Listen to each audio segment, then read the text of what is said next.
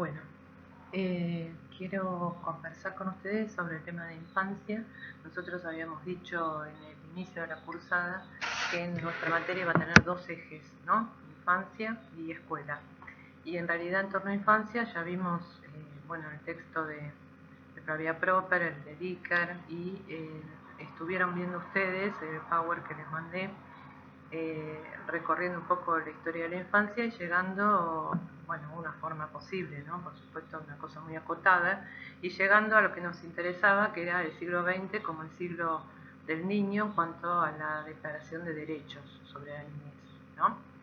Bueno, antes de conversar sobre esto para cerrar el tema de infancia, también quería decirles que nosotros vamos a trabajar después con el texto que ya se los nombré muchas veces, Didáctica Magna de Comenio, que es este libro, del cual ustedes van a leer algunas páginas con las que se van a encontrar con un lenguaje muy antiguo, además muy relacionado todo el tiempo con la naturaleza, pero que para mí es un libro fundante porque está marcando los principios sobre los cuales se han sustentado después todos los sistemas educativos modernos, y pensamos que es un texto del siglo XVII.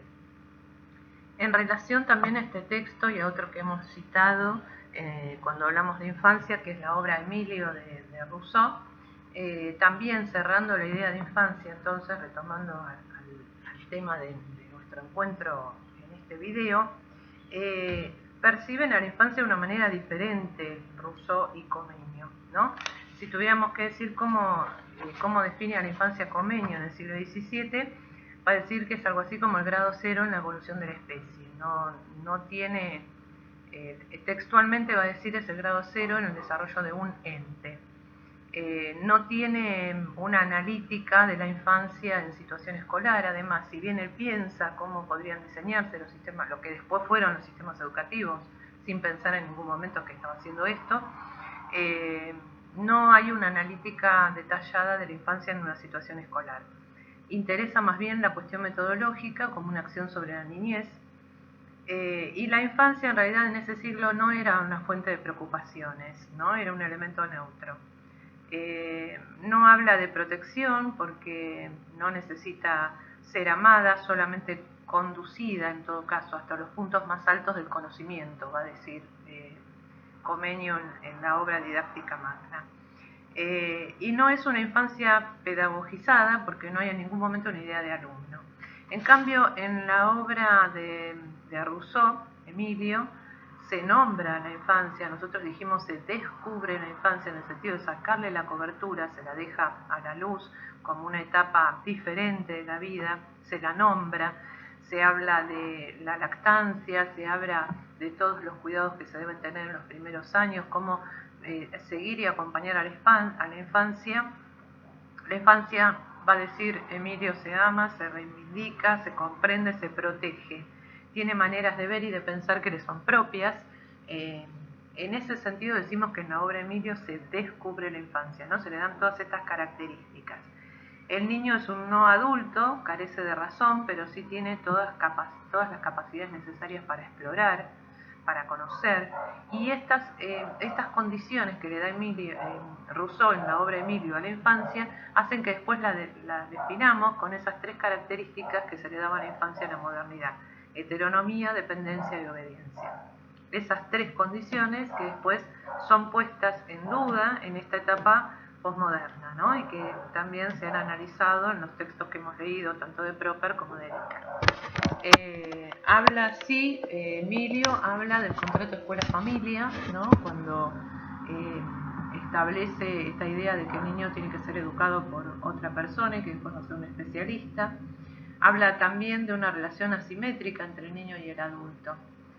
Bueno, esto para cerrar el tema de infancia y cerrarlo también en relación con el trabajo que ustedes tenían que hacer y que algo hemos recorrido en el tablón de clase, con la relación entre el Power que yo les mandé sobre la infancia y el video de la murga a la mojigata. Ustedes habrán estado analizando en el tablón hemos estado analizando en el tablón de clase. Digo habrán porque lo estoy grabando antes de ver qué hemos intercambiado en el tablón, ¿no? Pero puedo pensar que allí vamos a estar discutiendo sobre las frases que han seleccionado y cómo las han analizado, pero lo que es importante tener en cuenta es que, como dice el Power que les compartí, el siglo XX es considerado el siglo de los derechos del niño, ¿verdad? Que culminan en el año 2005 con la sanción de la ley 26.061, la ley de protección de derechos de niños, niñas y adolescentes. Esta ley deroga, en el año 2005 dije, ¿no? Bien, esta ley deroga la ley Agote o ley del menor, que era del año 1919. También, bueno, ¿quién era Agote? Luis Agote era un médico que, además, si ustedes lo googlean, van a encontrarse con que fue el médico que creó, descubrió la forma de hacer transfusiones sanguíneas, agrega un elemento que creo que era citrato de sodio para que no coagule la sangre, y entonces esto hacía posible por primera vez las transfusiones sanguíneas. Este señor, que ocupaba además algún cargo relacionado con la esfera gubernamental, sanciona en el año 1919 la llamada Ley Agote, la Ley 10.903.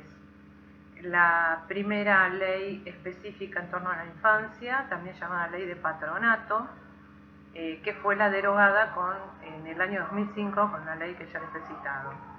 Esta ley establecía que el patronato del Estado se ejercería a través de la justicia, la que podría intervenir en los casos que hubiera abandono o peligro material o moral, que es una concepción muy valorativa y subjetiva, porque la ley no definía qué se consideraba abandono o peligro material o moral.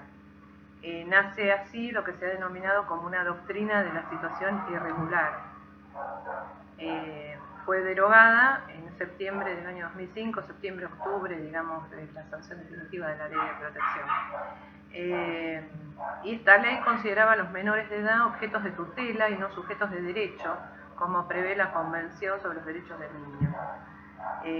¿Qué podía hacer en ese momento el sistema judicial con aquellos niños que se encontraran en peligro material o moral, ¿no? La ley dice que el juez iba a poder disponer del niño y dejarlo con su familia en libertad vigilada o bien internarlo. Y esto era grave, regular la intervención del juez sin que medie ninguna conducta considerada ilegítima o infractora de la ley y con una respuesta que pudiera tener un contenido punitivo, porque la internación de un niño en un establecimiento implica privación de la libertad, aunque se lo llame medida tutelar.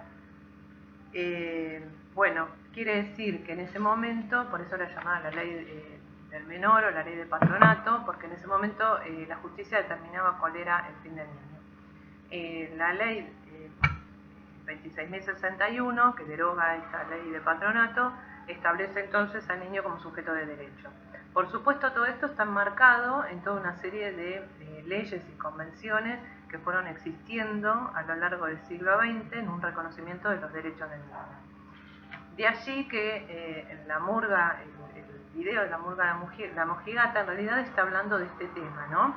Cuando dice es un niño o es un menor, en realidad lo que están diciendo es esta discusión de tratar de sacar lo que aún sigue muy arraigado, que es este término de menor. Cuando hoy hablamos de niño como sujeto de derechos. Bueno, esta aclaración valía para cerrar el tema de infancia, porque a partir de la próxima semana probablemente ya empecemos a trabajar con la obra didáctica magna, leyendo algunas partes de la misma con una guía también en la comprensión que voy a hacerles a través de un video. Bueno, nos estamos viendo.